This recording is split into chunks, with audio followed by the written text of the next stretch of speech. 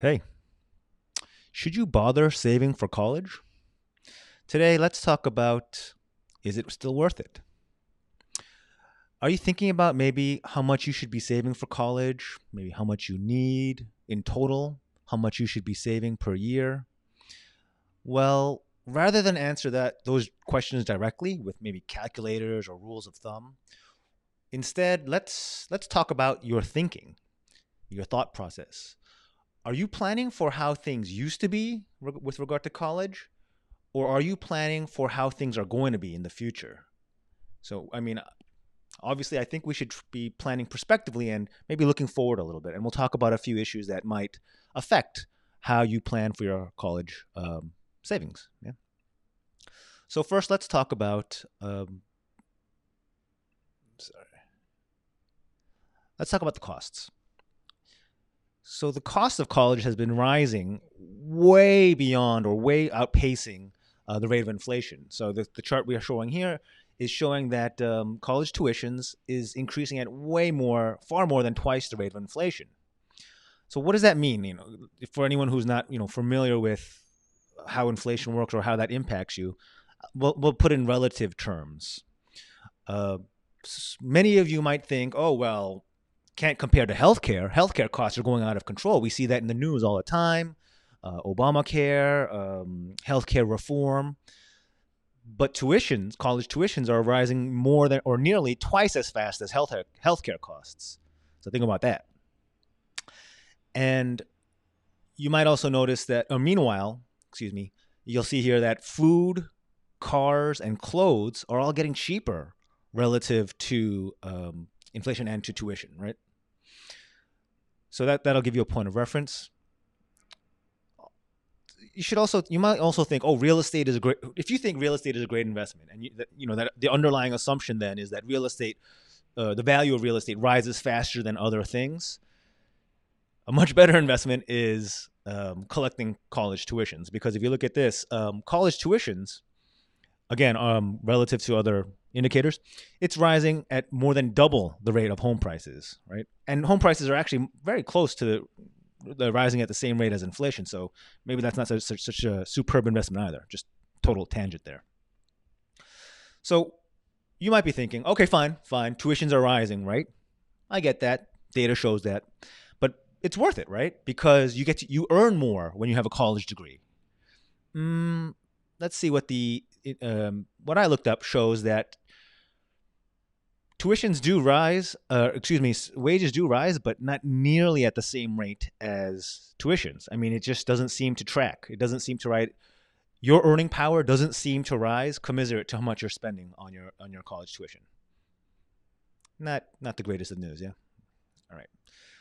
Let's talk now about whether or not these degrees have equal value for everyone. This is a touchy subject, and so I don't want to spend too much time on this. But if you haven't heard, there's a pretty substantial lawsuit ongoing where Harvard and I believe other Ivy League and elite universities are being sued because the allegation is that they've essentially made it harder for certain groups, in this case Asian Americans, to get in than other groups, right?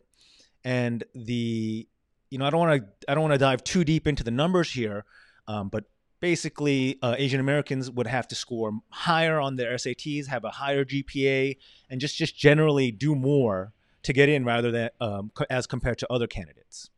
So I don't want to spend too much time on this, but let's put a pin on that and let's just agree that it's maybe 25% harder for certain folks to get into these elite universities, right?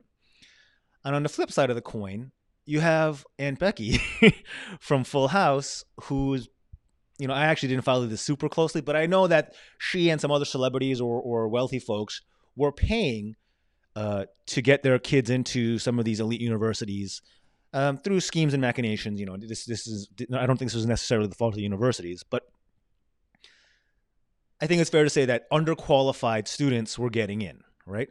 And even beyond this particular Aunt Becky scam, I think the general zeitgeist or general knowledge is that, yeah, there are legacies and alumni connections where folks are getting in because of an aunt, uncle, or parent or grandparent, where they maybe otherwise wouldn't have qualified. So let's just call that another 25% shift in who's getting in or not.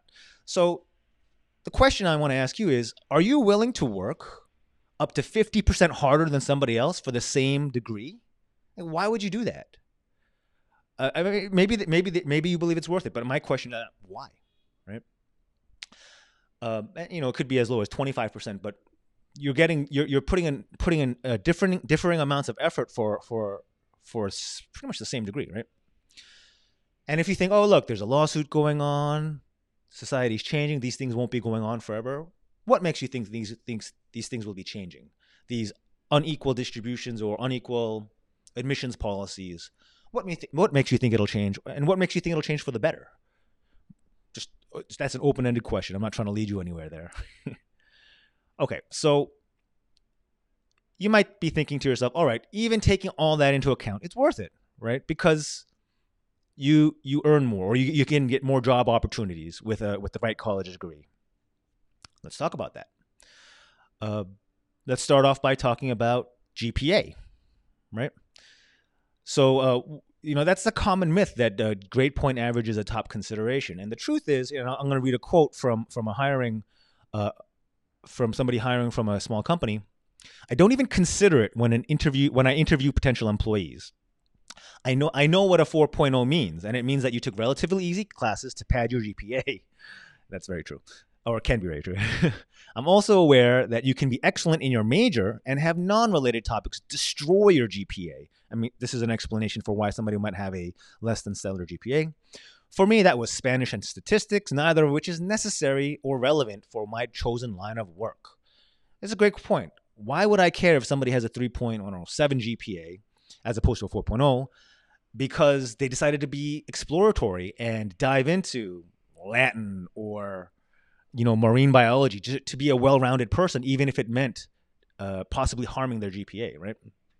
Isn't that a good thing?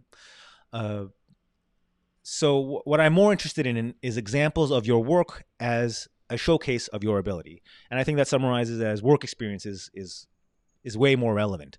And my wife actually is in human resources. She does a lot of hiring. She looks at a lot of resumes. And based on her anecdotal, her 15 years of experience in Fortune 500 companies, HR does not look at your GPA. I mean, it might matter coming straight out of college, but beyond that, nobody cares. Nobody cares if you're a cum laude, summa cum laude, whatever those things are. Nobody cares which college you went to. That might be useful in terms of rubbing elbows and maybe for your sense of pride, but in terms of getting a job, it actually, as a matter of fact, ironically, it might actually hurt you, because if there's a position that's more mid-level or something along those lines, and you went to Harvard or some very lofty sounding school, you might actually be boxed out of a position that you want because, believe it or not, some HR professionals might believe, oh, you're overqualified, right? So, I mean, that's a little bit of neither here nor there, but just as an example. So why do you think college degrees might help you get a job? I mean, it's understandable. It used to be that way. Well, here's my thesis. And it used to be rare, right? Maybe 50 years ago, a certain percentage of the population, I should have looked these numbers up, a percentage of the population, only a small percentage of the population actually had a college education. So that made you, as a subset of the population, a qualified and unique individual. But now college education or college degrees seems nearly ubiquitous at the white collar level and way, way more prevalent at the blue collar level. You don't stand out. So you're paying way, way more to stand for less and less standout benefit, if that makes sense. So moving on to how this impacts you financially in terms of costs and financing. You got to ask yourselves about student loans, because I think the vast majority of students are attending college and financing it with these student loans. And the question I think you need to ask yourself is, are student loans dangerous? I don't mean good or bad. I mean, these could be actually dangerous propositions. And let me explain why. I'll start by asking you a question. Have you ever wondered, just think about this for a moment. Have you ever wondered why your student loan interest rate is 2%? yet your mortgage rate is 4%? Think about that. Your mortgage is secured by a piece of property, right? So theoretically, it should be more secure and merit a lower rate than your student loan interest rate. Excuse me. Also, if you're thinking, oh, well, the mortgage is backed by, Fannie Mae or Freddie Mac or whatever the current entity is, well, so are student loans. So government backing is neutral in this situation. So why do student loans get preferential rates than mortgages, which, again, are secured by a hard asset? And I'll give you the answer. Well, what I think is the answer. It has to do with liquidity preference and and risk of non-payment. Roll back. It has to do with risk of non-payment. Student loans will get repaid, period. And the reason for that is because you cannot discharge a student loan in bankruptcy, meaning compared to some mortgages, HELOCs, credit card debts, those things, you can actually just, in the U.S. system at least, if you're willing to file bankruptcy and throw your credit into the dumpster, you can get rid of a lot of those things. You cannot do that with student loan debt. Student loans have special rules in the bankruptcy courts. Similarly, and this is a little bit more in my wheelhouse of expertise as a professional executor, student loans do not necessarily disappear upon your death, even if you die insolvent. What does that mean? If you die, let's say, with relatively young, with assets of $100,000, let me lower that to make more sense. So you die with assets of $20,000, but you have outstanding student loans of $80,000. Any other debts, you'd pay what you have, $20,000, and that's this. Bing, bang, boom. Your family doesn't owe the difference. That's not how it works with state debts. It might be different with student loan debts. Depending on how you set it up, in all likelihood, you had a parent or a grandparent guarantee or sign your student loan debts. They might still have to pay that after you're dead, right? That's so. No bankruptcy discharge and student loans survive. They're like zombies after death. These are two reasons why lenders know they are much more likely to get paid than any other type of debt, and that's why your rates are so artificially low. That's my theory. All right. So we talked about one aspect of the costs. What about the fact? So again, rolling back, we're talking about, should you bother saving for college? How much should you be saving per year? How much do you need? I mean, do you not realize that within maybe the next 10 years, I don't know, it's hard to put a number on this, but college is going to be free, or at least good portions and solid options for college will be free very soon. It's already happening now. So the SUNY system and CUNY systems, for those of you who don't know, those are the State of New York or State University of New York and the City University of New York colleges, are free, tuition free, if you're a resident, all right, and if you make up to $125,000 a year. That's a lot of people who don't make that much. You do have to pay for room and board, but if you choose a local college or university, just go to school from home, pay for your books. I think you can manage that. So New York is free. Apparently, for many years, I didn't know this. I just learned this from Janice, my podcast co-host, and from a friend from Texas. In both Florida and Texas, and possibly many other states, if you graduate high school with a 4.0 or an A average, you go to State University for free. I didn't know that. That's outstanding. If you graduate from high school with a 4.0 or an A average in Florida or Texas, you get to go to your local, state university free. And I love that it's merit-based, don't you? And then it's not zero sum either. Apparently, if you maintain a B average, I guess that would be a 3.5, 3.7. It's I think you pay 25% tuition, so 75% off. So it's not a pure zero sum thing, which is awesome. Again, otherwise, you fall off a cliff, and it's kind of punitive to, very stressful for these kids, right? So there we go. We have New York, Texas, Florida, and that's just what I didn't do a deep dive research on this. That's just what I know colloquially. I'm pretty sure California and some of the more progressive states will be right on board with this. So New York, as a matter of fact, we're at $125 now, and they're talking about bumping that up to $160,000 per year for a family to qualify for free SUNY and CUNY tuition. That's outstanding. So with that in mind, I mean, the question is, if it's free, yeah, why not? But is college, for all the reasons we talked about, worth saving for? Worth denying yourself now? Worth denying your kids the enrichment programs?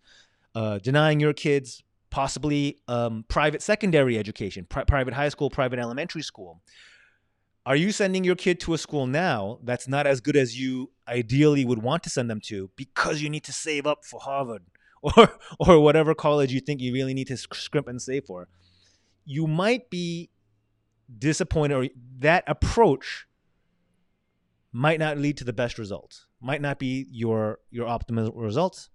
And it's just something to think about. So these are the questions I encourage you to ask yourself. Is it worth it?